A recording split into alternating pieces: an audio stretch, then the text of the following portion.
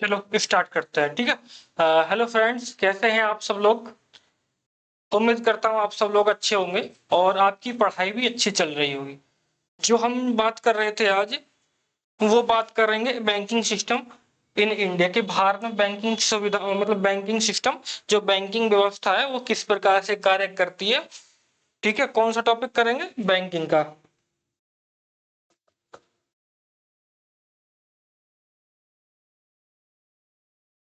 Banking system in India, Bharat में banking व्यवस्था का। तो जो बैंकिंग व्यवस्था है, इसमें जो सर्वोच्च स्थान है भारत में, जो बैंकिंग व्यवस्था है उसमें सर्वोच्च स्थान किसका आता है? आरबीआई का आता है। ठीक है। और आरबीआई का जो गठन हुआ था वो हुआ था 1 अप्रैल 1935, 1935 में इसका गठन हुआ था। आरबीआई एक्ट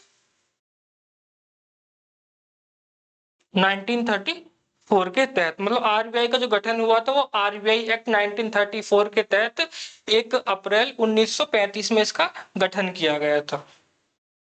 अब बात करते हैं जो आरबीआई है, जो इसका हेडक्वार्टर है। इसका हेडक्वार्टर कहाँ है? पहले इसका हेडक्वार्टर कोलकाता में था, लेकिन बाद में इसके हेडक्वार्टर को ट्रांसफर करके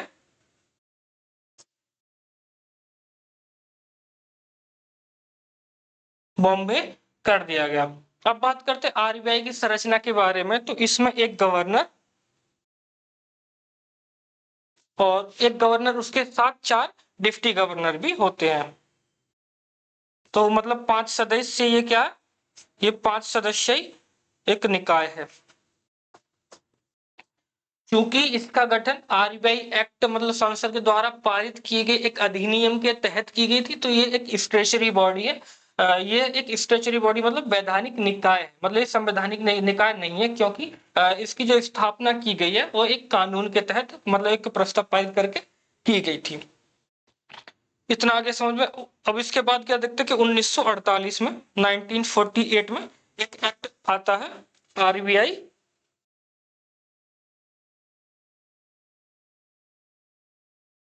transfer to public ownership act. इस एक्ट के माध्यम से 1 जनवरी, जो ये एक्ट आया था, इस एक्ट के माध्यम से 1 जनवरी 1949 में आरबीआई को कब कब लाया गया? सरकार के अधीन, गवर्नमेंट ऑफ इंडिया के अधीन ला दिया गया। अब बात करते हैं आरबीआई के कार्यों की। तो आरबीआई के कुछ कार्य होते हैं।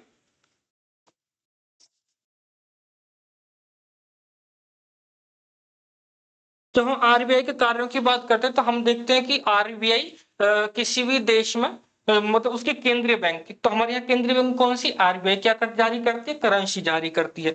एक इसका कार्य क्या है? ये करेंसी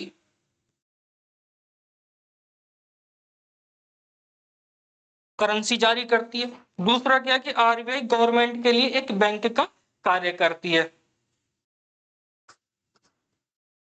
मैं आपको बता दूं, ये हमारी क्विक रिवीजन क्लासेस है, तो इसमें हम ज्यादा डेप्थ में नहीं जाएंगे।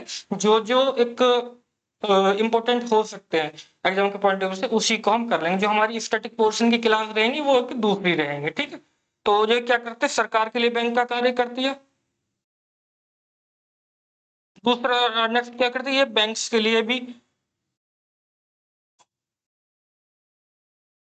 बैंक्स के लिए भी बैंक का कार्य करती है। बैंक्स के लिए बैंक का कार्य कैसे करती है कि जब अगर बैंकों को अपनी किसी जरूरत को पूरा करना हो, मतलब ऋण चाहिए या लोन चाहिए, तो वो क्या करेंगे? वो आरबीआई से जाके ले लेते हैं। लेकिन वहीं अगर बैंक्स के पास सरप्लस की स्थिति हो जाती है, कंडीशन हो जाती है, तो किसको दे देते हैं? वो उल्टा आरबीआई के पास उसको रख देते हैं। तो हमने सीआरआर और एसएलआर का कंसेप्ट जो पढ़ा था उसी से रिलेटेड बता रहा हूँ। नेक्स्ट क्या करता है? इकोनॉमिक ग्रोथ को भी मैनेज करता है।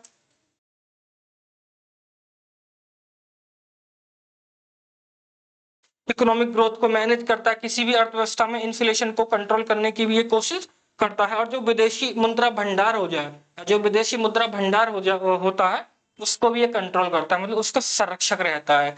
ठीक है, उसको मैनेज करता है। अब बात करते हैं जो आरबीआई है, आरबीआई के द्वारा कुछ रिपोर्ट्स एंड सर्वे जारी किए जाते हैं। वो कौन कौन से? क्योंकि हमारे एग्जाम के पॉइंट ऑफ व्यू से इंपॉर्टेंट हो जाते हैं।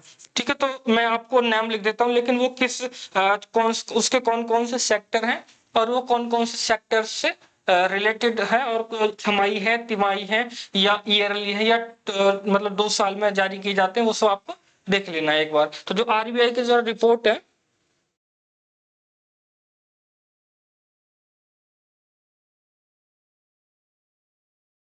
आरबीआई रिपोर्ट एंड सर्वे है, तो आरबीआई एक एनुअली रिपोर्ट जारी करती है, annual report of the bank and the report on trend and progress of banking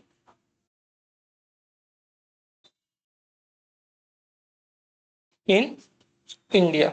तो आरबीआई ये रिपोर्ट को जारी करती है। ठीक है, नेक्स्ट जो रिपोर्ट है हमारी, वो कौन सी है?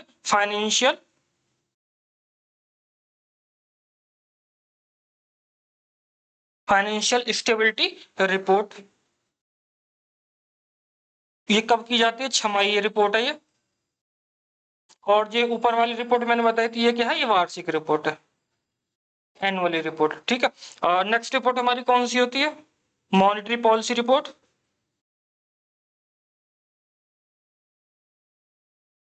मॉनेटरी पॉलिसी रिपोर्ट, ये भी छमाही होती है। और कौन सा होता है? कंज्यूमर कॉन्फिडेंस सर्वे। ये क्या है? ये तिमाही है, हर 3 माह पे इस रिपोर्ट को करवाया जाता है। आरबीआई देखती है कि जो उसके कंज्यूमर है, जो उसके उपभोक्ता है, उसमें उनमें किस प्रकार का कॉन्फिडेंस है। ठीक है, उसको देखते हैं। और नेक्स्ट कौन सा है हमारा? ओबिकस।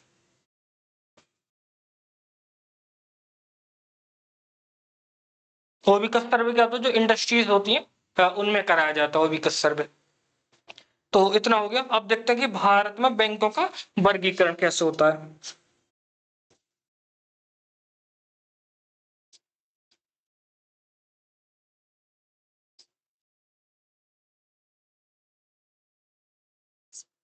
भारत में 2 तरह के बैंक आपको पाए जाते होंगे, पाए जाते हैं। आपने सुना भी होगा कि कोई कहता है कि भाई ये शेड्यूल्ड बैंक है, और ये दूसरा बैंक जो है नॉन शेड्यूल्ड बैंक है। तो शेड्यूल्ड बैंक कौन से होते हैं? तो शेड्यूल्ड बैंक 2 तरह के बैंक है।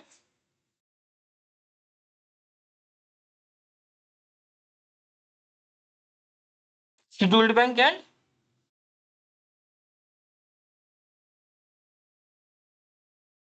Non scheduled bank. जो शेड्यूल्ड बैंक है वो आरबीआई का जो एक्ट 1934, उसकी जो सेकंड सेक्शन 2 है,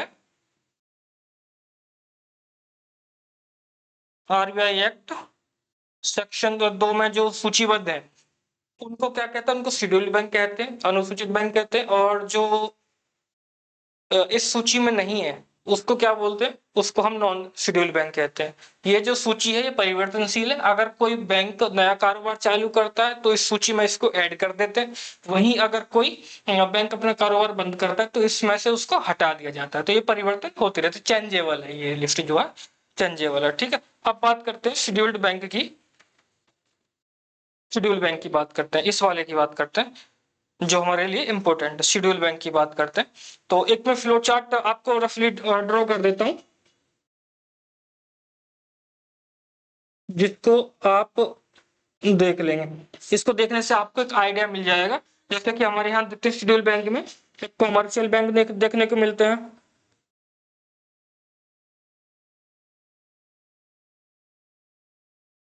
कॉमर्शियल बैंक देखने को मिलता है। कॉमर्शियल बैंक में भी आपको 2 तरह के बैंक देखने को मिलेंगे।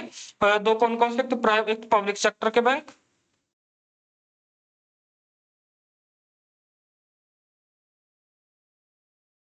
जिनको हम क्या कहते हैं? गवर्नमेंट बैंक कहते हैं, जैसे एसबीआई है और पीएनबी वगैरह है। दूसरा क्या होता है? Private bank.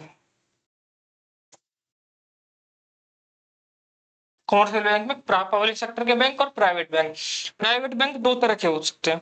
दो तरह के कौन कौन से हो सकते हैं कि भाई एक तो हो सकते हैं जो भारत के हैं, जो इंडियन है, जो भारतीय हैं, जो भारतीय प्राइवेट बैंक। एक दूसरे हो सकते हैं जो विदेशी है, जैसे कि सिटी बैंक है, डाइची है। ठीक है, कौन सा बैंक है? तो फॉरेन, विदेशी बैंक, ये हो सकता है। ठीक है, अब इसके साथ साथ जो शेड्यूल बैंक है, इनमें एक और आते हैं, तो उसमें दो, एक नई कैटेगरी आई है, पेमेंट बैंक।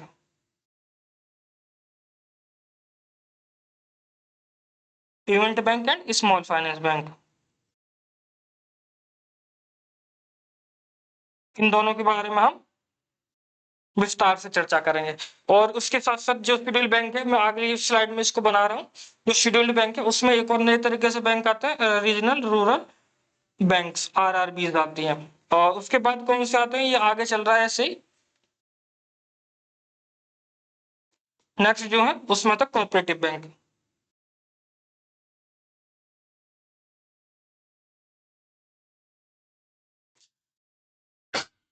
सॉरी, जो कोऑपरेटिव बैंक होते हैं ये दो तरह से हो सकते हैं, एक तो स्टेट कोऑपरेटिव,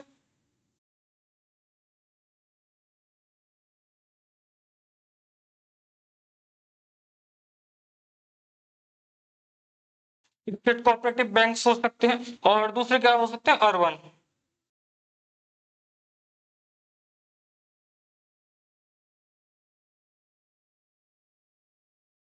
नेक्स्ट क्या हो सकते हैं, अर्बन कोऑपरेटिव बैंक। कौन से हो सकते हैं, अर्बन कोऑपरेटिव बैंक हो सकते हैं। अब जो यहाँ से क्वेश्चन जो पूछे जाते हैं, जो क्वेश्चन पूछने का ट्रेंड है, क्वेश्चन यहीं से पूछा जाएगा आपसे। आपको दे देगा जो स्टेट कोऑपरेटिव बैंक है उसका जो पंजीकरण कौन से अधिनियम के द्वारा होता है, या जो अर्बन कोऑपरेटिव बैंक है उसका जो पंजीयन होता है, जो उसका रजिस्ट्रेशन होता है, वो किस एक्ट के द्वारा किया जाता है। तो इनको देख लेते हैं हम। जो जो स्टेट कोऑपरेटिव बैंक है ना, तो इनका पंजीयन किया जाता है स्टेट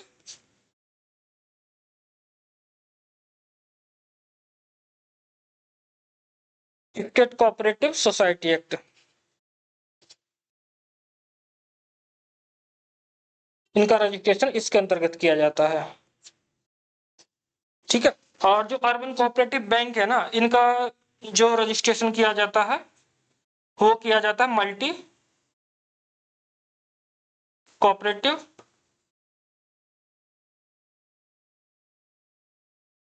सोसाइटी एक्ट। तो इतना समझ में आएगा, जो मतलब स्टेट कोऑपरेटिव बैंक्स हैं उनका जो रजिस्ट्रेशन किया जाता है वो स्टेट कोऑपरेटिव सोसाइटी के सोसाइटी एक्ट के अंतर्गत किया जाता है। और अगर हम बात करते हैं अर्बन कोऑपरेटिव बैंक्स की, तो उसका जो रजिस्ट्रेशन किया जाता है वो मल्टी कोऑपरेटिव सोसाइटी एक्ट के द्वारा के अंतर्गत के या उसके तहत किया जाता है। ठीक है, तो कोऑपरेटिव सोसाइटी कोऑपरेटिव बैंक हमने देख लिया। अब हम बात करते हैं उसके साथ आरआरबीज की। तो आरआरबीज के बारे में बात करने से पहले आरआरबीज के बारे में थोड़ा सा देख लेते हैं। जो नेक्स्ट कैटेगरी है रही है हमारी, जो अभी हमने ये यहाँ देखी है आरआरबीज, तो इन आरआरबीज की बात कर लेते हैं। आरआरबी को बोलते हैं रीजनल रूरल बैंक्स। इनकी स्थापना केवल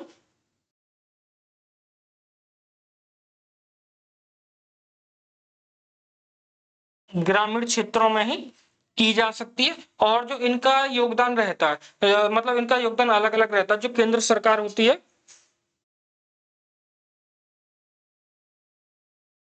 जो सेंट्रल गवर्नमेंट रहती है, और जो स्पॉन्सर्ड बैंक है,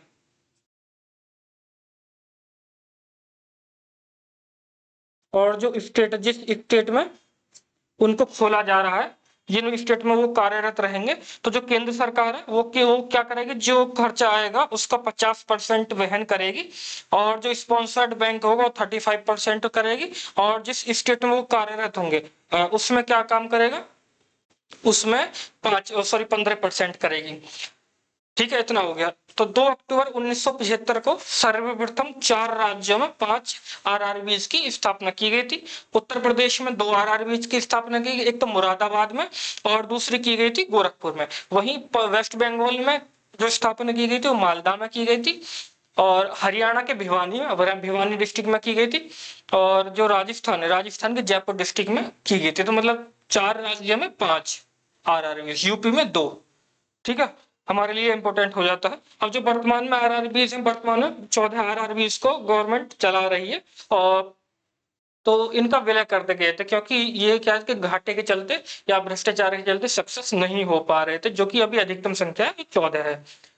और कि गोवा और सिक्किम को छोड़कर भारत के सभी राज्यों में आरआरबी स्थापित है। अब बात करते हैं जो अक्टूबर 2020 में एक आरबीआई ने एक गाइडलाइन जारी की, जिसमें मैं बताया कि जो आरआरबीज हैं वो अपनी लिक्विडिटी मैनेजमेंट करने की, जो लिक्विडिटी मैनेजमेंट की चुनौती है उसको दूर कर सकते हैं। तो उसको दूर किस प्रकार से करते हैं? वो आरआरबी जिन्होंने कोर बैंकिंग सिस्टम, अब मैं आपको कोर बैंकिंग सिस्टम बताने वाला नहीं हूं, क्योंकि ये आपकी स्टैटिक की क्लास है, स्टैटिक की क्लास में आपने किया होगा। ठीक है, ये आपकी रिवीजन क्लास है, जो आपने किया होगा, पढ़े होंगे नोट्स, उसमें रहेगा core banking system. Core banking system की सुविधा प्रदान कर रखी हो, और जिन्होंने अपना जो CRAR है, जो अपना CRAR है वो कम से कम कितना रखा हो, 9% तक, 9% तक मेंटेन करके रखा, उनके लिए कर सकते हैं। ठीक है, अब जो नेक्स्ट की बात करते हैं हम, जो नेक्स्ट बात करते हैं वो देख सकते हैं कि भारत में जो बैंकिंग सिस्टम है, जो बैंकिंग है, जो बैंकिंग सिस्टम है उसमें जो विदेशी निवेश है,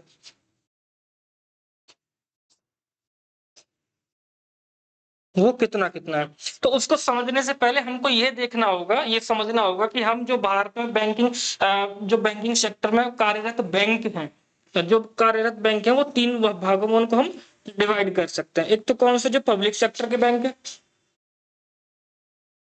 जो पब्लिक सेक्टर के बैंक है। दूसरा क्या, जो प्राइवेट है लेकिन उनकी स्थापना जो भारतीय गवर्नमेंट के अंतर्गत की, मतलब वो भारत के ही प्राइवेट बैंक है। और दूसरा जो नेक्स्ट होगा हमारा, जो विदेशी बैंक है। ठीक है, इतना आ गया समझ में।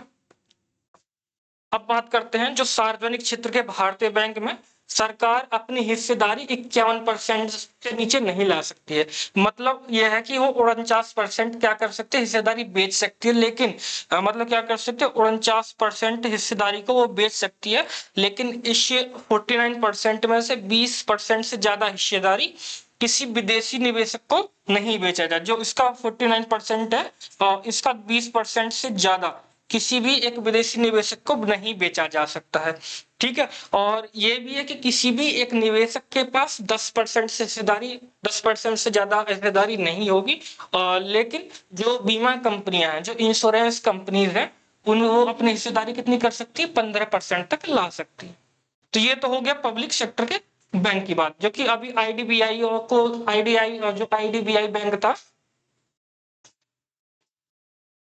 जो आईडीबीआई बैंक था उसमें अभी एलआईसी को उसकी 51% हिस्सेदारी बेची गई है। तो ये एक अपवाद है, क्योंकि वो इंश्योरेंस कंपनी है इसलिए उसको बेची गई। आप देखते हैं कि प्राइवेट सेक्टर में जो विदेशी निवेश है वो कैसे हो सकता है।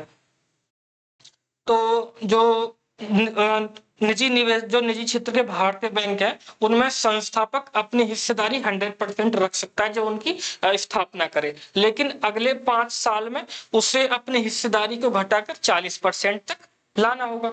और उस 40% में क्या है कि जो 5 वर्ष में 40% लाना होगा, लेकिन उस 40% का 49% से ज्यादा हिस्सेदारी नहीं बेच सकता है। दूसरा क्या है कि किसी भी निवेशक के पास 10% से ज्यादा हिस्सेदारी नहीं हो सकती, मात्र बीमा कंपनियों के पास ही 15% तक विदेशी निवेश में हो सकता है। ठीक है, इतना आ गया समझ में। अब देखते हैं कि जो भारत में कार्यरत जो विदेशी बैंक है, जो फॉरेनर बैंक है, उनमें विदेशी निवेश कितना हो सकता है, इसमें 100% तक हो सकता है। तो फाइनली हम कह सकते हैं कि जो भारत में बैंकिंग क्षेत्र में 100% तक क्या है, 100% तक विदेशी निवेश की आज्ञा है। ठीक है, इतना हो गया। अब बात करते हैं नेक्स्ट टॉपिक की। नेक्स्ट टॉपिक है हमारा,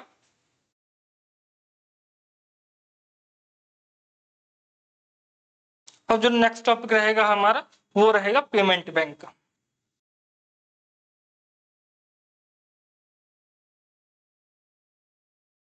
आपको भी पता होगा कि हाल फिलहाल में जो पेटीएम पेमेंट बैंक था उसको बंद कर दिया गया है ना। तो उसको लेके भी न्यूज में रहा है, तो इसलिए पेमेंट बैंक हमारे लिए इम्पोर्टेंट हो जाते हैं। तो स्टैटिक की हम बात कर रहे हैं, तो रिवीजन के तौर पर देखेंगे कि जो पेमेंट बैंक है वो नचिकेत मोर समिति के सुझावों पर लिए गए थे। नचिकेत मोर समिति ने जो उद्देश्य था उसका उद्देश्य था जो फाइनेंशियल इंक्लूजन को बढ़ावा देना।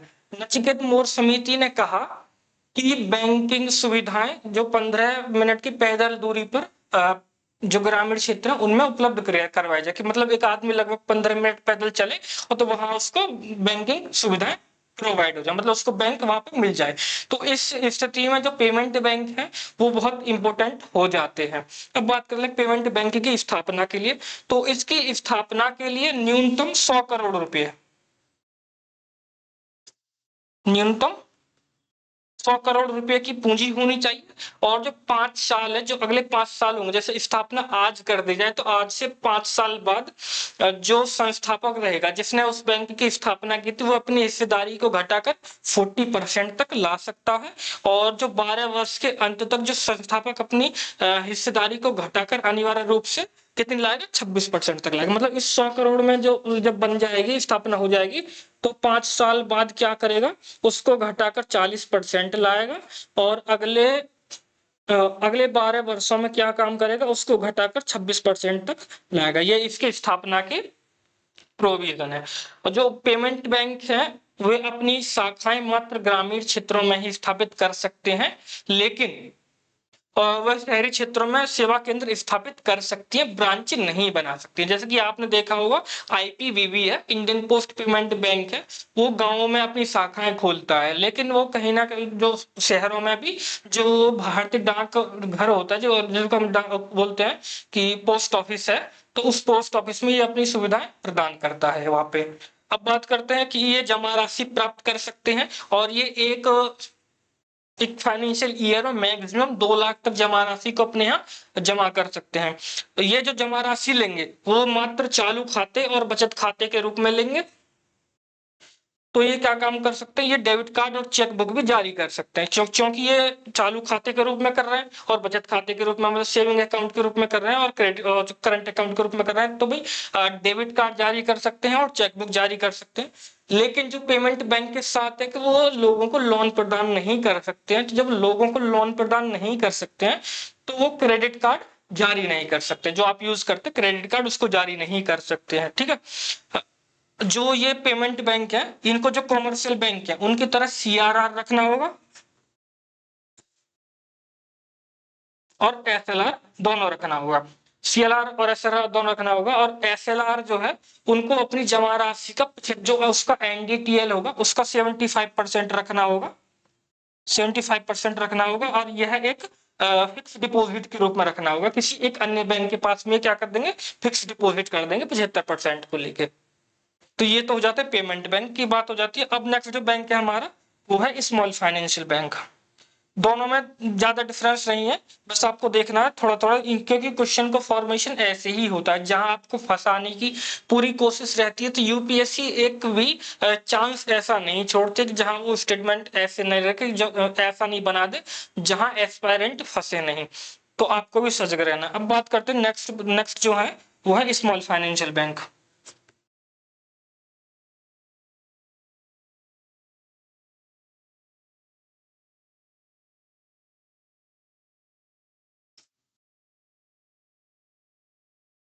एसएफबी इसकी बात करते हैं।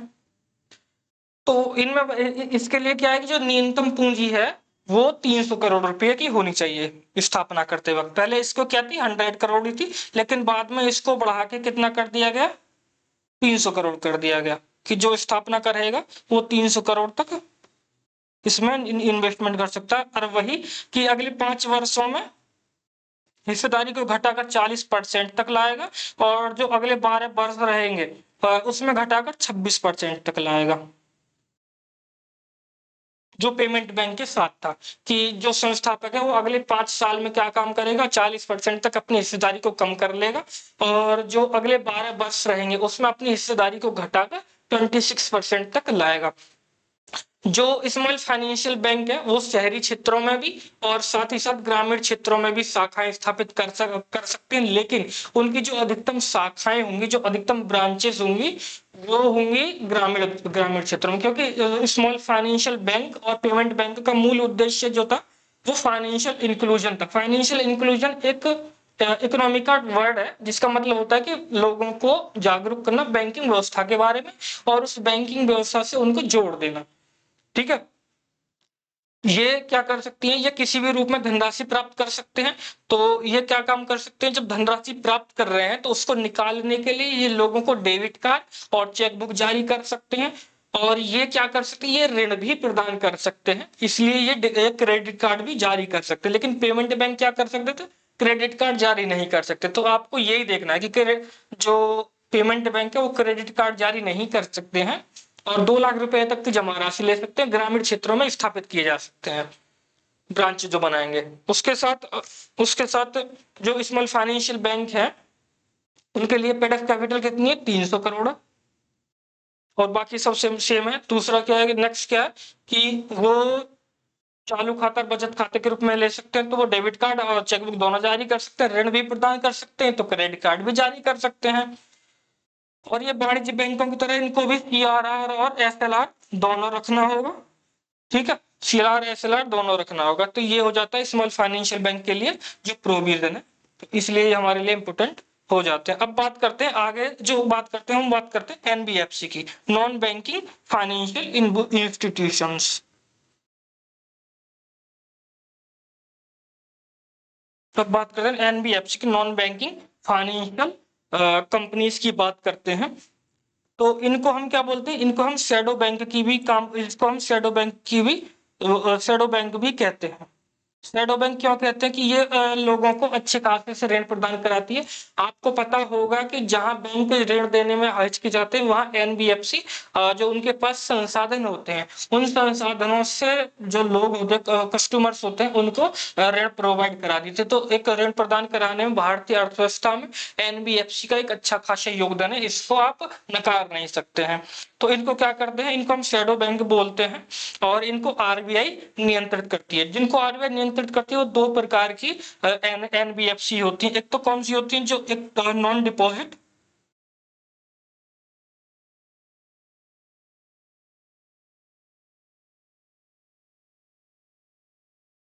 नॉन डिपॉजिट टेकिंग एनबीएफसी की, मतलब जो डिपॉजिट, जो जमा राशि प्राप्त नहीं कर सकते हैं, और दूसरे क्या होते हैं कि जो डिपॉजिट ले सकते हैं।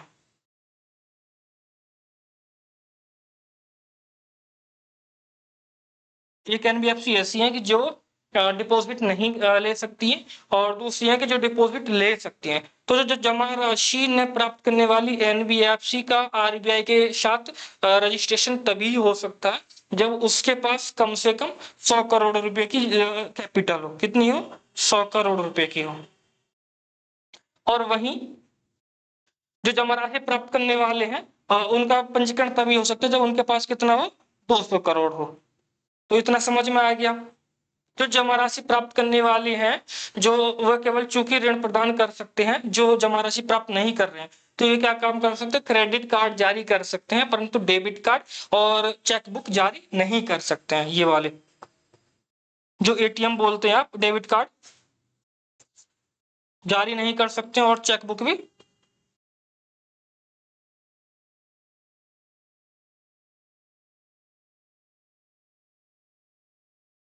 चेकबुक भी जारी नहीं कर सकते। लेकिन जो डिपॉजिट वाली हैं, जो डिपॉजिट लेती हैं, वो क्या काम कर सकते हैं, वो चालू खाते और बचत खाते के रूप में जमा राशि प्राप्त नहीं करते हैं, तो ये भी क्या करते हैं, फिक्स डिपॉजिट के रूप में लेंगे, तो ये भी चेकबुक और डेबिट कार्ड जारी नहीं कर सकते हैं। और लेकिन क्रेडिट कार्ड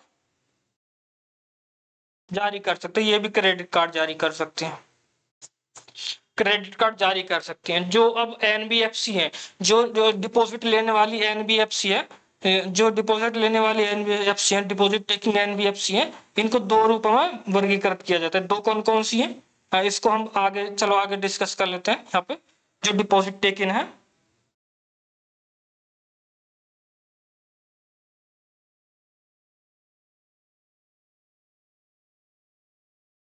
जो डिपॉजिट टेकिंग एनबीएफसी है वो 2 तरह की होती है। कौन कौन सी, एक तो रेटेड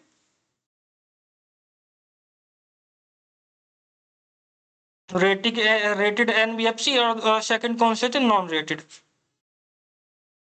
अब आया ये सवाल कि भाई नॉन रेटेड और रेटेड ये होती क्या है, तो इनको बता दें। तो रेटेड एनबीएफसी होती है वो अपनी कुल जमा राशि का 4 गुना, सपोज करो कि अगर इनके पास 1,000 करोड़ जमा आई है तो 4 गुना 4,000 रुपए तक ये क्या कर सकते हैं, जमा राशि के रूप में ले सकती हैं। और ये क्या कर सकती हैं, 4 गुना 4 गुना जमा राशि के अपनी जमा राशि के रूप में ले सकते हैं। जो नॉन रेटेड है ये क्या काम सब कर सकते हैं, ये 1.5 गुना तक ले सकते हैं, जमा राशि के रूप में ले सकते हैं।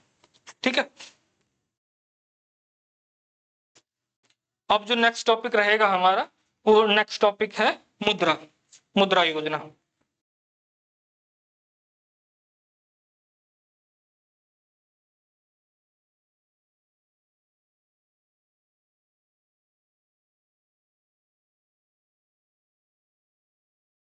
मुद्रा योजना मतलब micro unit development and refinance agency, मुद्रा। तो इसकी इस योजना की शुरुआत जो की गई थी, इस योजना की शुरुआत की गई थी 8 अप्रैल 2015 में इसकी शुरुआत की जाती है। जिसका और इसको किसके अंतर्गत किया गया था, सिडबी के अंतर्गत। और इसका मुख्यालय कहाँ है, लखनऊ में इसका मुख्यालय है। ठीक है। जो मुद्रा है इसके अंतर्गत 3 प्रकार के लोन दिए जाते हैं, एक तो शिशु, किशोर और तरुण। अब देखते हैं जो शिशु है, जो शिशु है उसमें जो लोन की राशि होगी वो मैक्सिमम कितनी होगी, 50,000। ठीक है। और जो किशोर है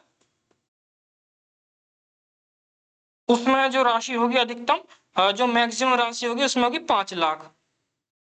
और जो तरुण है उसमें जो अधिकतम राशि होगी वो कितनी होगी, 10 लाख। 3 प्रकार के लोन इसमें दिए जाते हैं। जो micro unit development and refinancial agency है, मुद्रा है, उस योजना के तहत 2015 में इसको लाया गया था, सिडबी के अंतर्गत लाया गया। सिडबी का मुख्यालय लखनऊ में। और इसके अंतर्गत 3 प्रकार के लोन दिए जाते हैं। शिशु, तो इसमें शिशु के अंतर्गत 50,000 तक का मैक्सिमम लोन दिया जाता है। और उसके बाद आते हैं किशोर, किशोर के अंतर्गत 5 लाख रुपए तक का मैक्सिमम लोन दिया जा सकता है। और तरुण जो है, तरुण में 5 लाख से लेकर 10 लाख रुपए तक का, मतलब मैक्सिमम 10 लाख रुपए तक का इसमें लोन दिया जा सकता है। अब बात करते हैं नेक्स्ट टॉपिक की। नेक्स्ट टॉपिक है हमारा एमएसएमई। एमएसएमई का आप सब जानते होंगे, micro small and medium enterprises है। तो एमएसएमई श्रम पर अधिक आश्रित होती है। और वो क्या करते हैं, रोजगारों के जो अवसर रहते हैं उन अवसरों को अत्यधिक जन्म देती हैं। ठीक है। भारत में लगभग जो 7 करोड़ से ज्यादा एमएसएमई कार्यरत है, जो कि भारत में रोजगार सृजन में एक बड़ी भूमिका निभाते हैं। तो इनकी पहचान सुनिश्चित करने के लिए 2016 में, एमएसएमई की पहचान सुनिश्चित करने के लिए 2016 में कदम उठाया जाता है। और 2016 में एमएसएमई एक्ट पारित कर दिया जाता है। और एमएसएमई में जो माइक्रो है एम, और स्मॉल जो माइक्रो है, जो स्मॉल है, जो मीडियम है, इन एंटरप्राइजेस को परिभाषित किया जाता है। लेकिन जब ईयर आता है 2018 में इनकी परिभाषा में परिवर्तन किया जाता है। जो 2016 में इनको जो किया गया था वो सिर्फ टर्नओवर के आधार पर परिभाषित किया गया था। लेकिन जो 2018 में इनको दोबारा से पुनर्संशोधन करते हुए जो परिभाषित किया गया, उसमें इन्वेस्ट की भूमिका भी है। और इन्वेस्ट के साथ साथ जो उसका टर्नओवर, मतलब एक साल में उसने कितना काम किया है, कितना उसने टर्नओवर किया है। ठीक है। उन दोनों को मिला के परिभाषित कर दिया गया। अब बात देखते हैं कि जो मीडियम है, सॉरी जो माइक्रो है, माइक्रो, स्मॉल और मीडियम, ये 3 वर्ड है, माइक्रो स्मॉल मीडियम। तो पहले देख लेते हैं इन्वेस्टमेंट की, कितना इन्वेस्टमेंट होना चाहिए और कितना टर्नओवर। तो 2018 में इसको परिभाषित किया जाता है, 2018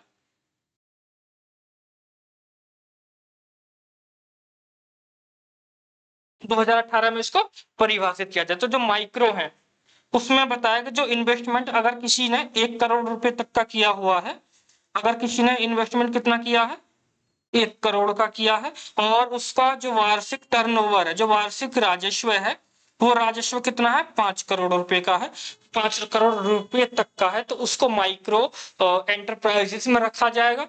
और वहीं अगर किसी एंटरप्राइजेस का 10 करोड़ रुपए इन्वेस्टमेंट है और 50 करोड़ का उसका एनुअली टर्नओवर है, वार्षिक राजस्व है, तो उसको स्मॉल एंटरप्राइजेस में रखा जाएगा।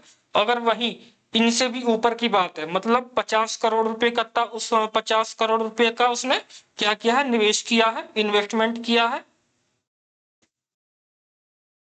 50 करोड़ रुपए का क्या किया है, इन्वेस्टमेंट किया है।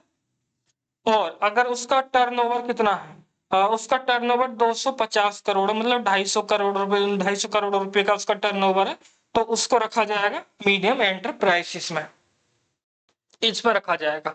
तो वार्षिक राजस्व की गणना में निर्यात से प्राप्त आय को सम्मिलित नहीं किया जाता है। और भारत में जो कार्यरत इकाइयां हैं, जो जितनी भी इकाइयां हैं, उसमें से लगभग 99% किसमें आती हैं, वो एमएसएमई के अंतर्गत आती है। या तो वो मीडियम, या तो वो माइक्रो रहेंगी, या फिर वो स्मॉल कैटेगरी में आती है, या फिर वो मीडियम कैटेगरी में आती है। तो ये हो जाता है एमएसएमई की डेफिनेशन। 2016 में इसकी अवधारणा को लाया गया था और 2018 में इसको संशोधन किया गया था।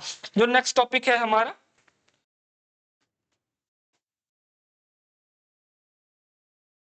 जो हमारा नेक्स्ट टॉपिक है वो है एनपीए। मतलब एनपीए नॉन परफॉर्मिंग एसेट, गैर निस्पंदनकारी परिसंपत्तियां। तो एनपीए को समझने से पहले हम पीए को समझ लेते हैं कि नॉन परफॉर्मिंग एसेट में जो पीए है, परफॉर्मिंग एसेट है, इसका क्या मतलब है। मान लीजिए ये है बैंक, ठीक है, और ये कोई कंपनी है ए, इसने इसको लोन दिया, ठीक है, इसने इसको लोन दिया 100 करोड़ रुपए, और जो इंटरेस्ट रखी, इंटरेस्ट मान लेते हैं 4% की इसने इंटरेस्ट रखी।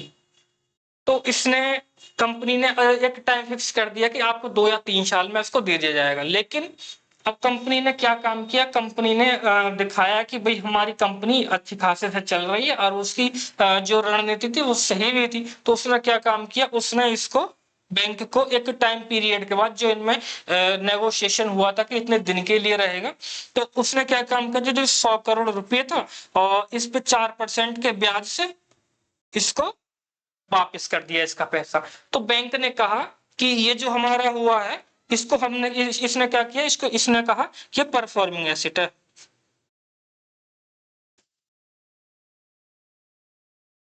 परफॉर्मिंग एसेट है, परफॉर्मिंग एसेट का मतलब है कि जो हमने पैसा दिया था वो हमारे साथ वापस आ गया मई ब्याज के। तो हमारे क्या कर रहा है, जो एसेट था वो परफॉर्म कर रहा है, इसको बोला परफॉर्मिंग एसेट। वहीं अगर इसकी दूसरी कंडीशन देखें कि ना तो पैसा आया है और ना ही क्या आया, ब्याज आया एक समय पे, तो इसको क्या बोला गया, कि इसको बोला गया भाई ये बैंक का क्या है, नॉन परफॉर्मिंग एसेट है।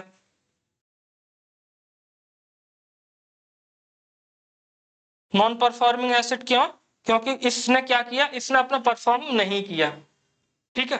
और जो ये नॉन परफॉर्मिंग एसेट होते हैं, अब एनपीए की बात कर लेते हैं। जो एनपीए होते हैं वो 3 तरह से होते हैं, 3 प्रारूप में बांटा जाता है। एक तो कौन से होते हैं, सब स्टैंडर्ड,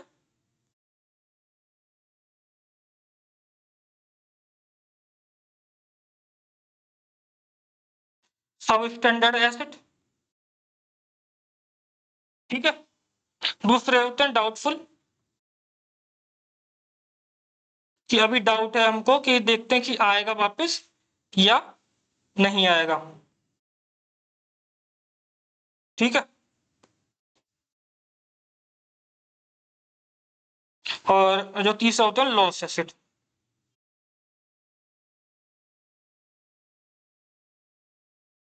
जो क्या होते हैं, लॉस एसेट। अब बात करते हैं जो सब स्टैंडर्ड एसेट है, उसमें क्या कि 12 महीने तक अगर एन पे परिवर्तित हो जाता है और वो 12 महीने तक उसका कोई भी ना तो ब्याज आता है ना ही अमाउंट आता है, तो 12 मंथ तक, तो उसको किस में रखा जाता है, सब स्टैंडर्ड में रखा है। वहीं 12 से 36 महीने, 12 से 36 मंथ, मतलब या 1 से 3 साल की बात कर सकते हैं, और तो उसको क्या रखा था, तो डाउटफुल का भी डाउट है हमको कि या तो वो वापस आ सकता है, कि हम उसके लिए कदम उठा रहे हैं कि वो वापस आए। लेकिन अब देखते हैं कि वो वापस आता है या नहीं आता। अगर इसके समय के बाद भी नहीं आता तो बैंक उसको लॉस एसेट में दिखा देती है। लॉस एसेट में क्या है कि जो 36 मंथ से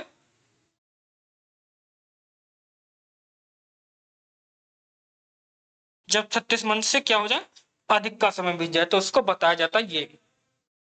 ठीक है, इतना आ गया समझ में। अब चूंकि एनपीए बैंक ने क्या काम किया था, जो पैसा लोन पे दिया था वो बैंक का अपना पैसा तो नहीं था, वो पैसा था आम लोगों का पैसा था। तो उसके लिए क्या है कि अब भाई उसको भी तो ब्याज देना है जिसका पैसा लिया। तो मानो मैंने पैसा अपना बैंक में जमा कर दिया, बैंक ने किसी और को दे दिया। अब उसने जो बी पर्सन था उसने बैंक को नहीं दिया, तो बैंक का वहां भी लॉस हुआ। लेकिन मुझे भी तो इंटरेस्ट चाहिएगा, मैं पैसा वापस लूंगा अपना, मैं अपना अमाउंट वापस लूंगा, तो उसमें क्या होगा, तो उसको बताया कि बैंक उसको रखने के लिए एक प्रोविजन लेके चलती है। तो उसके लिए कौन सा शब्द यूज किया जाता है, प्रोविजन। हिंदी में इसको बोलते हैं पूर्व उपाय, कि पहले से ही उपाय करके चलती है कि अगर ये जो हमारा एसिड है अगर ये एनपीए में तब्दील होता है, अगर ये एनपीए में तब्दील होता है तो हम उसको चुकाने की स्थिति में रहेंगे। ठीक है, तो इसको क्या बोलते हैं, प्रोविजन बोलते हैं। तो ये जो रहा है ये पूरा, ये अभी उसका नेट एनपीए था, नेट एनपीए था। अगर हम इसके फॉर्मूला के रूप में देखते हैं तो जो अगर ग्रॉस एनपीए निकालें, ग्रॉस एनपीए निकालें तो नेट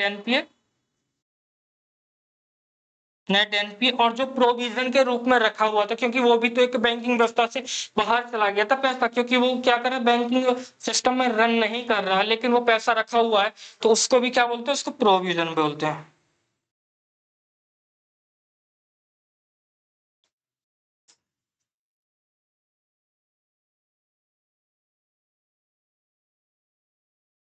तो उसको भी क्या बोला गया, इसको भी प्रोविजन बोला जाता है।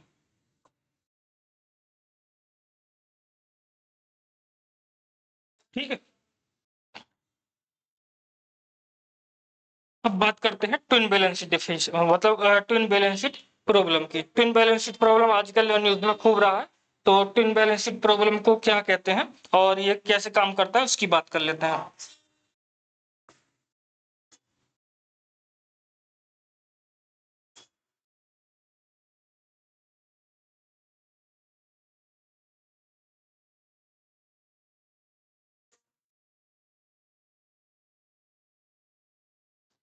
ट्विन बैलेंस शीट प्रॉब्लम में क्या है कि वर्तमान में भारत में जो कार्यरत कंपनियां हैं उनमें एक प्रमुख कारण ये रहा है कि उनका एनपीए बहुत बढ़ गया है। मतलब वो क्या कर रहे हैं, सॉरी उल्टा बोल दिया मैंने, तो मतलब जो बैंक है उनका एनपीए बहुत बढ़ गया, क्योंकि जो भारत में कार्यरत कंपनीज है उनको वो क्या करती है, एक बार ऋण ले लेती है और उसको वापस नहीं करती है।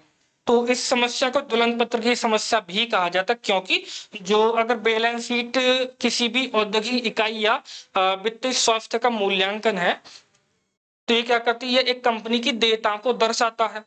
जब वित्तीय कारणों से कंपनी का बैलेंस शीट प्रभावित हो जाए तो इसे इससे क्या कि दूसरे कंपनी का भी बैलेंस शीट प्रभावित होगा, और ये वे दोनों कंपनियां क्या करेंगी, कहीं ना कहीं बैंक की बैलेंस शीट को भी खराब करने की कोशिश करेंगी।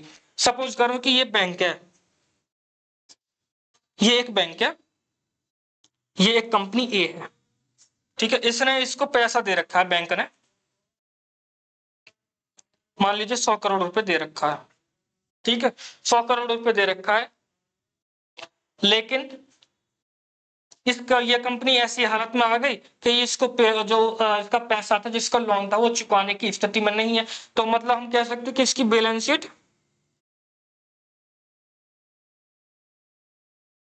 इसकी बैलेंस शीट जो है वो खराब कंडीशन में चल रही है। तो ये खराब कंडीशन में चलती हुई बैलेंस शीट जिसके कारण से जो बैंक का अमाउंट था वो एनपीए में तब्दील हो चुका है। तो ये क्या करेगा, ये कहीं ना कहीं बैंक की जो बैलेंस शीट होगी उसको भी प्रभावित करेगा। जो बैंक की जो इसकी बैलेंस शीट होगी,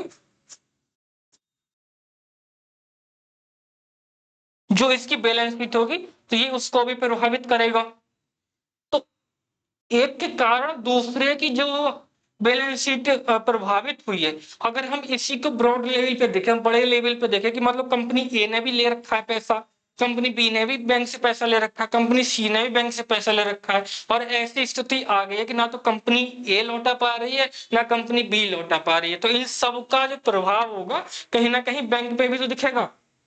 क्योंकि जब बैंक ने पैसा दिया था वो पैसा बैंक का खुद का नहीं था, वो हमारी तुम्हारी जो जो मेरी या आपकी उसमें जमा राशि थी, उस जमा राशि को ही तो उसने बैंक को उसने दिया था कंपनीज को। तो ये एनपीए में तब्दील हो गया, तो ये बैंक की बैलेंस शीट को भी प्रभावित कर रहा है। ठीक है, तो इसमें क्या करेगा, इसी को ट्विन बैलेंस शीट प्रॉब्लम कहते हैं। ट्विन बैलेंस शीट प्रॉब्लम कहते हैं कि जब एक के कारण दूसरे की बैलेंस शीट भी प्रभावित हो जाए।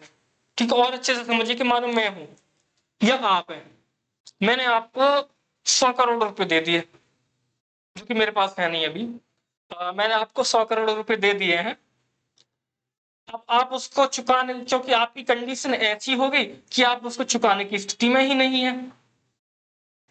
ठीक है, तो जो मैंने आपको 100 करोड़ दिया, जब आपने मुझे 100 करोड़ वापस नहीं दिया, तो कहीं ना कहीं वो मेरी भी तो बैलेंस शीट को, मेरी भी तो जो आर्थिक स्थिति होगी उसको प्रभावित करेगा ना।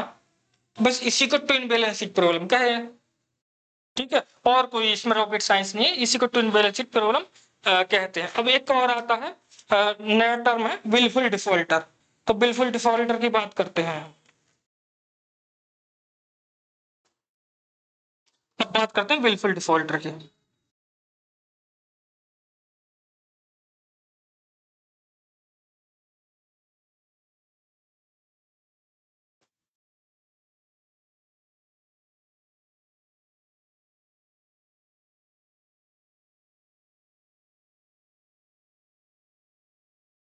विलफुल डिफॉल्टर क्या होते हैं कि यदि एक ऋणी ने ऋण लिया और उस ऋण को प्राप्त तो उसने कर लिया, लेकिन उसको वापस करने में चूक जाता है, तो उसको ऐसे में बैंक उसके विरुद्ध कोई कार्रवाई नहीं कर सकती है। लेकिन जब उसको दिवालिया घोषित कर दिया जाता है, उस ऋणी को दिवालिया घोषित कर दिया जाता है, तो बैंक क्या करती है, जो उसकी परिसंपत्ति होती है उसको नीलाम करके उसकी संपत्ति को बेच के जो उसका पैसा होता है उसको पूरा करने की कोशिश करती है। यदि ऋणी को बिल्कुल डिफॉल्टर घोषित कर दिया जाता है, तब ऐसी स्थिति में उसके विरुद्ध कार्रवाई भी की जा सकती है। अब बात आती है कि जो एक ऋणी है उसको बिल्कुल डिफॉल्टर किस कंडीशन पे किया जाए, क्या ग्राउंड उसके रहेंगे। तो उसके लिए 4 ग्राउंड बताए हैं कि यदि उसके पास संसाधन है, कि मतलब मेरे पास संसाधन है, मैंने ऋण ले रखा है और मैं उसको वापस ही नहीं कर रहा हूं, कंडीशन नंबर 1। कंडीशन नंबर दूसरी क्या है कि यदि ऋण मैंने लिया था, सपोज करिए मैंने ऋण लिया था हाउस बनाने के लिए, हाउसिंग लोन लिया था, लेकिन मैंने हाउस बनाया ही नहीं, दूसरी कंडीशन, तो आप क्या कर सकते हैं, बिल्कुल डिफॉल्टर घोषित किया जाता है। तीसरी कंडीशन कौन सी है, यदि लिए गए जो ऋण है, जो लोन लिया था, उसको जानबूझकर मैं कहीं और छुपा दूं या कहीं और प्रयोग कर लूं, मतलब दूसरी वाली कंडीशन को ही थोड़ा और इलाबोरेट किया गया है।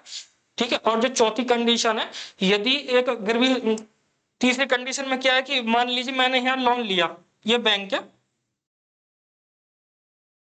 ठीक है, और ये कंपनी ए है, ये समझ करो मैं हूं, और मैंने यहाँ रखा गिरवी, एक संपत्ति रखी, मैंने अपनी जमीन रख दी, सपोज करो मैंने जमीन रख दी अपनी गिरवी, और मैंने बैंक से पैसा ले लिया, और मैंने बैंक को बिना बताए ही उस जमीन को बेच दिया। अब बैंक को पता चला, तो बैंक आपको क्या कर देगा, विलफुल डिफॉल्टर घोषित कर देगा। तो ये 4 कंडीशन है विलफुल डिफॉल्टर की घोषित करने की, और ये क्वेश्चन उत्तराखंड पीसीएस में आपसे पूछा जा चुका है। ठीक है, अब जो नेक्स्ट हमारा रहेगा, तो बिल्कुल डिफॉल्टर आ गया होगा समझ में। अब जो हमारा नेक्स्ट नेक्स्ट रहेगा उसके बारे में बात करते हैं। नेक्स्ट क्या है, जो नेक्स्ट कौन सा टॉपिक, अब जो बात करते हैं हम देख लेते हैं कुछ टर्मिनोलॉजी रहती है। टर्मिनोलॉजी क्या है, मतलब कुछ सिस्टम है, जैसे कि आरटीजीएस है, नेफ्ट है, एनईएफटी है, आईएमपीएस है, यूपीआई है, भीम है, तो ये चर्चा में रहते हैं। और ये होते क्या है, तो सबसे पहले इसको जो डिलीट कर देते हैं यहाँ से। सबसे पहले जो चर्चा करते हैं वो करते हैं आरटीजीएस की। आरटीजीएस की फुल फॉर्म होती है रियल टाइम ग्रॉस सेटलमेंट। जैसे कि इसके नाम से ही पता चल रहा है कि जो इसके अंतर्गत जो ट्रांसफर रहेगा वो तत्काल प्रभाव से हो जाएगा। इसको जो सुविधाएं प्रदान करती है वो आरबीआई करती है। पहले आरबीआई जो एनईएफ था उस पे और आरटीजीएस पे दोनों पे टैक्स लगा दी थी, लेकिन इसको अब क्या किया पिछले विगत वर्षों में इसको टैक्स फ्री कर दिया गया है। लेकिन इसके साथ कंडीशन ये है कि आरटीजीएस करते वक्त आप कम से कम 2 लाख रुपए तक का ही 2 लाख रुपए से अधिक की आरटीजीएस कर सकते हैं। अगर आपकी राशि 2 लाख रुपए से कम है तो आप आरटीजीएस नहीं कर सकते। तो आपके लिए एक अलग सुविधा है, वो एनईएफटी है। ठीक है, तो आरटीजीएस और नेफ्ट दोनों को ही कौन प्रोवाइड कराता है? वो प्रोवाइड कराता है आरबीआई। अगर 2 लाख रुपए से कम का भुगतान है तो एनईएफटी कीजिएगा, जिसमें 24 घंटे तक लग सकते हैं। ठीक है, इसमें तत्काल नहीं होता। इसमें क्या हो सकता है, 24 घंटे में आपके अकाउंट में पैसा पहुंच जाएगा, विद इन 24 घंटे, मतलब 24 आवर्स के बीच में। इसमें क्या होता है, तत्काल, इमीडिएटली। और इसमें क्या है कि राशि जो है वो 2 लाख से प्लस होनी चाहिए, और इसमें क्या है कि 2 लाख से कम होनी चाहिए। तो आरटीजीएस और नेफ्ट के बीच में जो अंतर है वो आपको पता चल गया होगा। अब बात करते हैं आईएमपीएस की। आईएमपीएस क्या है?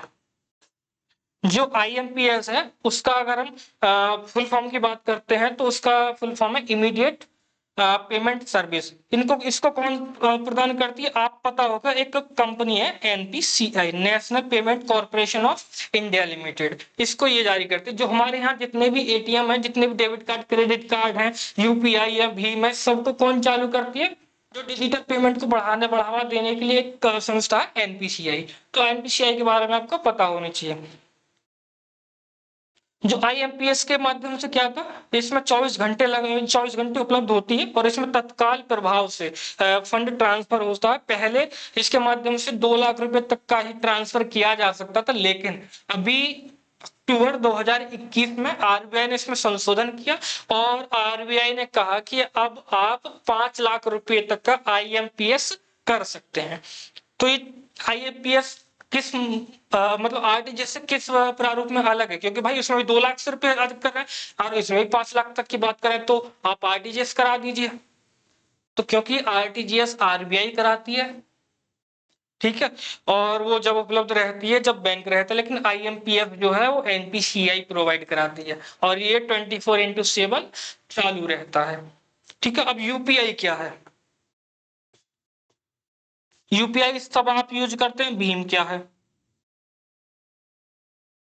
तो यूपीआई की फुल फॉर्म अगर देखते हैं तो यूनिफाइड पेमेंट इंटरफेस, और भीम क्या कि भारत इंटरफेस फॉर मनी। ये भारत इंटरफेस फॉर मनी और यूनिफाइड पेमेंट इंटरफेस है। ठीक है, ये दोनों ही सुविधाएं एनपीसीआई के द्वारा चालू की जाती हैं। एनपीसीआई इन्हीं सुविधाओं को प्रोवाइड कराता है। जो यूपीआई है उसमें आपको एक क्यूआर कोड दिया जाता है, और हर बंदे के लिए एक अलग उसकी आइडेंटिटी दी जाती है। अगर आपको किसी के अकाउंट नंबर भी नहीं पता है, नाम नहीं पता है, लेकिन आप उसका मोबाइल नंबर पता है, तो आप उसके मोबाइल नंबर से उसका तत्काल भुगतान कर सकते हैं, और ये 24/7 यूज कर सकते हैं इसको। लेकिन इसमें एक सीमा है, आप मैक्सिमम 2 लाख रुपए तक का ही फंड को ट्रांसफर कर सकते हैं इसमें। ठीक है, ये एक आइडेंटिटी है कि जैसे कि आपके नाम से, जैसे कि मेरा मोबाइल नंबर दिया @पेटीएम लगा दिया, या @IVL लगा दिया, या मैं अपने नाम से भी बना सकता हूँ, या क्यूआर कोड भी बनता है। आप क्यूआर कोड भेज दीजिए, उससे आपको प्रोवाइड हो जाएगा। उसको नहीं पता है सामने वाले को कि आपका बैंक कौन सा है, या आपका अकाउंट कौन सी ब्रांच में है, या आपका आईएफएससी कोड क्या है, कोई जरूरत नहीं है। बस आप उसको बता दीजिए कि मेरे मोबाइल नंबर से है, वो भेज देगा। तो कहीं ना कहीं जो डिजिटल पेमेंट है उनको सुगम बनाने के लिए गवर्नमेंट के द्वारा एनपीसीआई की स्थापना की गई थी, और एनपीसीआई इन सुविधाओं को प्रोवाइड कराती है, जो डिजिटल इकोनॉमी बनाने में भारत को एक महत्वपूर्ण भूमिका निभा रहे हैं। आपको पता होगा जो यूपीआई है अभी कई देशों के साथ टाई अप कर रहा है, मतलब कि आप यहाँ से जाइएगा और वहां पे स्कैन करके उसको आप पेमेंट कर दीजिए। जो आपको एक्सचेंज करना पड़ता था कि आप यूएसए में गए और वहां अपना पैसा जाके गए वहां पे, और जब आपका रुपया था जो आपकी डोमेस्टिक करेंसी थी आपने एयरपोर्ट पे जाके उसको चेंज कराया, लेकिन अब आपको ऐसा करने की जरूरत नहीं है। आप अपना मोबाइल खोलिए, स्कैन कीजिए और कुछ देशों के साथ ये हो चुका है और अभी आने वाले वर्षों में ये लगभग सभी देशों के साथ होने की संभावना है। ठीक है, अब जो नेक्स्ट टॉपिक है हमारा वो रहेगा एटीएम्स। आप सबने एटीएम खूब यूज किए हैं, लेकिन आपने एटीएम को पता है कि आपको एटीएम कितने प्रकार के होते हैं? तो जर्नली आपको नहीं पता होगा, लेकिन मैं बताता हूँ एटीएम 6 प्रकार के होते हैं। जो पहला टाइप है एटीएम का वो है ब्राउन लेवल एटीएम। जो आप सब लोग एटीएम यूज करते हैं वो ब्राउन लेवल एटीएम है। ब्राउन लेवल एटीएम क्या होता है कि एक बैंक होगा और उसी बैंक के नाम से वो एटीएम होगा। सपोज करिए कि आपका एसबीआई का बैंक है, तो आपका जो कार्ड होगा, जो डेबिट कार्ड होगा, जो एटीएम होगा, वो उसी नाम से होगा, एसबीआई के नाम से ही होगा। अब ये एसबीआई के नाम से एटीएम दो तरह कैसे हो सकते हैं? या तो ऑन साइट हो सकता है, जो मशीन होगी दो तरीके से हो सकती है, या तो ऑन साइट हो सकता है कि मतलब ऑन साइट और of site.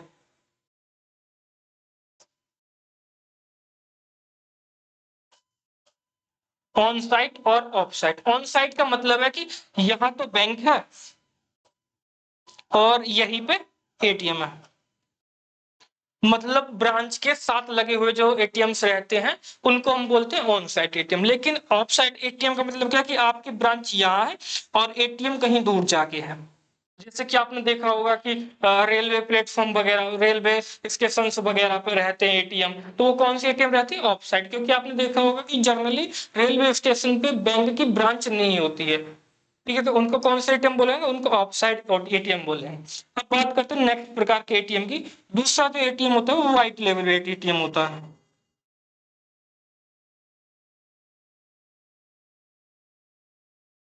White level ATM होता है। व्हाइट लेवल एटीएम ऐसे एटीएम होते हैं जिनकी स्थापना एक एनबीएफसी के द्वारा की जाती है। किसके द्वारा की जाती है? नॉन बैंकिंग फाइनेंशियल कंपनीज के द्वारा की जाती है। जैसे कि टाटा इंडिकैश आपने देखा होगा अभी अभी, या हितैची जो लगा रहे हैं अपने एटीएम, जैसे टाटा इंडिकैश का आपने देखा, तो वो एनबीएफसी है। ठीक है, तो वो कौन सा एटीएम है? वो व्हाइट लेवल एटीएम है। इसमें ये जो ऐसे एटीएम होते हैं उसमें आप पीएनबी का एक कार्ड है आपके पास, तो आप पीएनबी का यूज कर लीजिए। अगर आपके पास एसबीआई का कार्ड है तो आप एसबीआई का यूज कर लीजिए, या किसी अदर बैंक का, आईसीआईसीआई, एक्सिस बैंक का, जिसका भी है आप उसको उसमें यूज कर सकते हैं। जो तीसरे टाइप का एटीएम है वो है पिंक लेवल एटीएम।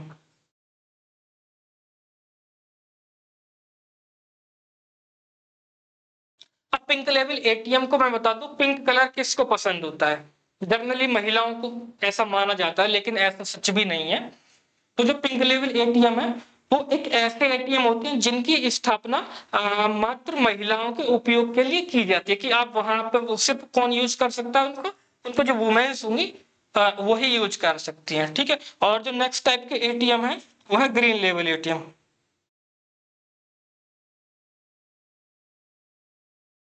जो ग्रीन लेवल एटीएम होते हैं वो एग्रीकल्चर पर्पज के लिए यूज किए जाते हैं। उनकी स्थापना एग्रीकल्चर के प्रयोग के लिए की जाती है। ठीक है, और जो फिफ्थ नंबर के हैं वो yellow.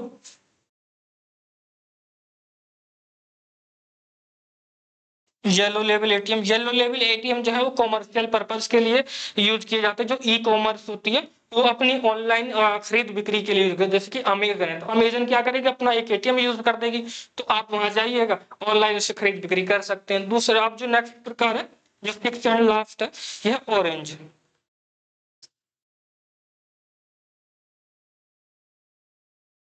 Orange level ATM. Orange level ATM जो यूज किया जाता है वो ऑनलाइन शेयर की, जो शेयर आजकल आप शेयर मार्केट देखते हैं उसमें ऑनलाइन शेयर की खरीद बिक्री के लिए यूज किया जाता है। तो मैंने आपको 6 प्रकार के एटीएम ये बता दिए हैं। Brown level ATM, white level ATM, pink level ATM, green level ATM और येलो लेवल एटीएम, और सर लास्ट कौन सा? Orange level ATM. ये किन किन पर्पज के लिए यूज किए जाते हैं मैंने आपके साथ ये भी डिस्कस किया। ठीक है, मैंने आपके साथ ये भी डिस्कस किया। अब बात करते हैं जो नेक्स्ट टॉपिक है हमारा बेशल नॉर्म्स की, और जो इम्पोर्टेंट भी है। किसकी बात करते हैं? बेशल नॉर्म्स की।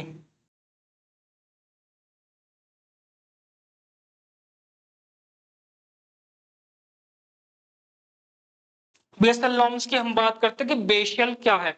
बेसल स्विट्जरलैंड में एक स्थान है जहां पर basal committee on banking supervision का मुख्यालय भी है।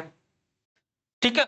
जो बेसल है, जो बेसल समिति के सदस्य देशों को क्या करती है, जो उनके जोखिम होते हैं उन जोखिमों को कम करने के लिए गाइडलाइन प्रोवाइड करती है। अब हम बात करते हैं जो भारत में जो जोखिम होते हैं वो क्या प्रकार, भारत में तो जनरली 3 प्रकार के जोखिम देखे जाते हैं। एक तो कौन सा, क्रेडिट रिस्क जोखिम, कि मतलब क्रेडिट को लेकर जोखिम है।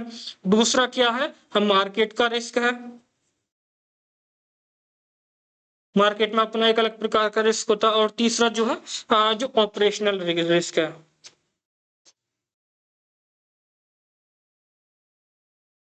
जो ऑपरेशन रिस्क है। तो जब बेसल समिति कोई गाइडलाइन जारी की जाती है तो अगर उसको पहली बार दिया जाता है तो उसको बेसल 1 कहा जाता है, अगर उसको दूसरी बार दिया गया है तो उसको बेसल 2 कहा जाता है, अगर तीसरी बार दिया गया है तो उसको बेसल 3 कहा जाता है। तो इन तीनों मतलब इस समिति ने अब तक 3 नॉर्म्स दिए हैं। जो बेसल फर्स्ट है उसके अंतर्गत बताया कि जो बैंक है वो क्या करेंगे, अपना जो कैपिटल एडिक्वेंसी रेशियो है,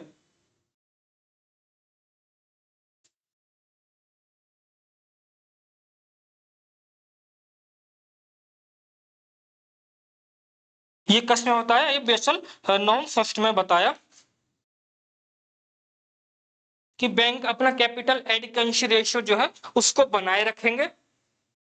और बताया कि जो कार है, जो CAR है, जो CRAR है, उसको बनाए रखने के लिए बताया कि वो 8% निर्धारित किया। जो कार है इसको बताया 8% निर्धारित करेंगे। लेकिन भारत ने क्या किया, इसको कहा कि हम 8% की छोड़िए, हम इसको बढ़ाकर 9% कर देते। तो RBI ने क्या काम किया, इसको बढ़ाकर 9% कर दिया गया। अब बात करते हैं जो कार है, मतलब कैपिटल एडिक्वेंसी रेशियो है वो क्या होता है। कैपिटल एडिक्वेंसी रेशियो का फॉर्मूला होता है Tier 1 capital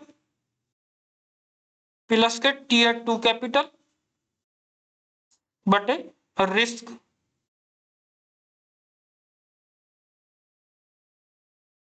risk weighted asset. CAR को इस प्रकार से डिफाइन किया जाता है। ठीक है। अब जो बेसल सेकंड है, जो बेसल सेकंड के तहत जो तीन प्रमुख क्या किए गए, सुझाव दिए गए।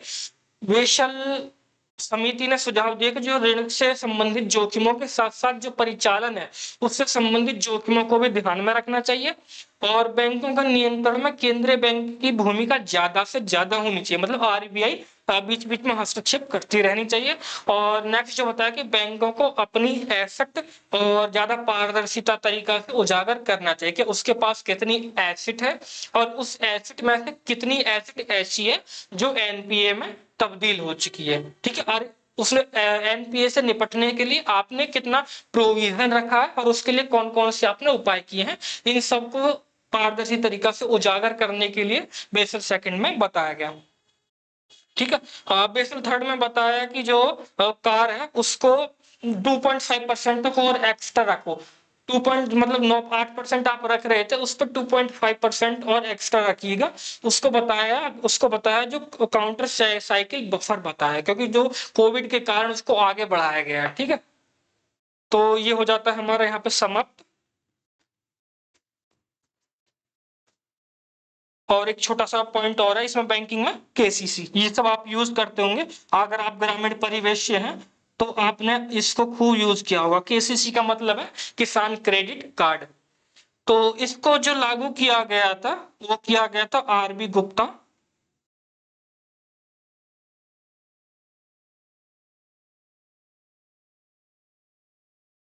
RB गुप्ता समिति की अनुशंसा पर वर्ष 1998 में, 1998 में इसको लागू किया गया था। जो इसका मेन ऑब्जेक्टिव था वो था कि जो किसान है उनको संस्थागत ऋण प्रणाली से जोड़ना, उनको महाजनों के चंगुल से बचाना और बैंकों के द्वारा उनको आसान और किफायती ऋण प्रदान करना। अब बताया गया जो KCC के जरिए जो किसानों को ऋण दिया जाता है उसका निम्नलिखित उसका कुछ उद्देश्य हैं, उन्हीं उद्देश्यों से खर्च किया जा सकता है। यहाँ से भी आपका क्वेश्चन फॉर्मेशन हो चुका है, एक बार क्वेश्चन पूछा जा चुका है यूपीएससी में कि केसीसी के द्वारा दिया गया ऋण किस मतलब केसीसी के जो द्वारा दिया जाने वाला ऋण किस किस के प्रयोजन से किया जा किस किस प्रयोगों से खर्च किया जा सकता है। तो इसमें सबसे पहला है कि एक तो फसल की बुवाई से संबंधित जितनी भी आवधिक जरूरतें हैं, जितनी भी शॉर्ट टर्म जरूरतें किसान की, उसके लिए खर्च कर लेगा किसान। नेक्स्ट बताएगा जो कटाई के जो फसल बो गई, लेकिन उस फसल की बुवाई के बाद जो कटाई है और उसके खर्चों को वहन कर ले, मतलब उसको कटाई करना, लेबर की कॉस्ट वहन करना और उसको मार्केट तक पहुंचाने के लिए भी किसान लोन ले सकते हैं। तो मार्केटिंग के लिए भी हो सकता है। नेक्स्ट क्या है कि जो कृषक परिवार अपने उपभोक्ताओं के लिए भी ले सकते हैं। मानो कृषक परिवार को क्या लग रहा है कि उसकी कोई जरूरतों को पूरा करना है, तो वो क्या कर सकते हैं, केसीसी का ऑप्शन ले सकता है। नेक्स्ट क्या है कि जो कृषि से संबंधित जितनी भी गतिविधियां हैं उनमें छोटे निवेश के लिए, उसमें छोटे निवेश के लिए भी यूज किया जा सकता है। ठीक है, तो बैंकिंग जो हमारा है टॉपिक वो हो जाता है समाप्त। अब जो हम बात करेंगे आगे, वो हम बात करेंगे मनी मार्केट की और फाइनेंशियल मार्केट की, कैपिटल मार्केट की, दोनों की बात कर लेंगे, इनको हम खत्म कर लेंगे। तो तब तक के लिए इजाजत चाहते हैं। जय हिंद। मैं पहले ही बता दूं आपको, एक बात और बताता चलूं आपको कि ये जो हमारी क्लास है ये रिवीजन क्लास है। ठीक है, स्टैटिक की रिवीजन क्लास है। तो मैं आपसे इतनी तो उम्मीद कर सकता हूं कि मैंने अगर कार बताया, कैपिटल एडिक्वेंसी रेशियो बताया, तो उम्मीद करता हूं ये आपको पता होगा। अगर मैं CRAR की बात करता हूं तो ये भी आपको पता होगा, हालांकि दोनों एक ही है। अगर मैं कहता हूं कोर बैंकिंग सिस्टम तो ये भी आपको पता होगा। और मैंने आपको अगर मैं कहता हूं SLR या MSF या ऑल इंडिया फाइनेंशियल इंस्टीट्यूशन, इनके बारे में ये सब आपको बेसिक पता होगा। ठीक है, लेकिन फिर भी मैं बताने की कोशिश कर ही रहा हूं आपको, क्योंकि अभी कम टाइम कम है और भी सब्जेक्ट को हमको कवर कराना है। सो ये क्या कि लास्ट टाइम की स्ट्रेटजी है कि आप क्या करिएगा, एक जल्दी जल्दी से इन वीडियो को देख के खत्म कर दीजिएगा, जिससे कि आपको और कुछ ना ही पता होगा तो आपको कम से कम जो बेसिक चीजें हैं कि नाबार्ड की स्थापना कब हुई थी या किसी की स्थापना कब हुई थी, कौन सी समिति थी, किस किस उद्देश्य से काम कर सकते हैं, बेसल नॉर्म्स कितने दिए गए हैं, बेसल क्या है generally, market risk, capital risk and sorry market risk और क्रेडिट रिस्क और ऑपरेशनल रिस्क क्या क्या है। जो बेसल 1 है उसमें कौन से रिस्क की बात की गई, CAR कितना, कैपिटल एडिक्वेंसी रेशियो कितने रखने की बात की गई बैंकों के लिए, लेकिन हमारे RBI ने उसको कितने बनाए रखने की बात कही है। ये सब क्या कि ये बेसिक चीजें हैं, ये सब आपको पता होनी चाहिए और उसी को कवर कराने की मेरी कोशिश भी है। तो अगर ये कोशिश आपको अच्छी लग रही हो तो आप इस वीडियो को लाइक कीजिएगा और ज्यादा से ज्यादा अपने फ्रेंड्स के साथ शेयर कीजिएगा। तब तक के लिए ज्यादा चाहते हैं। जय हिंद। मिलते हैं किसी एक नई क्लास में। ठीक है।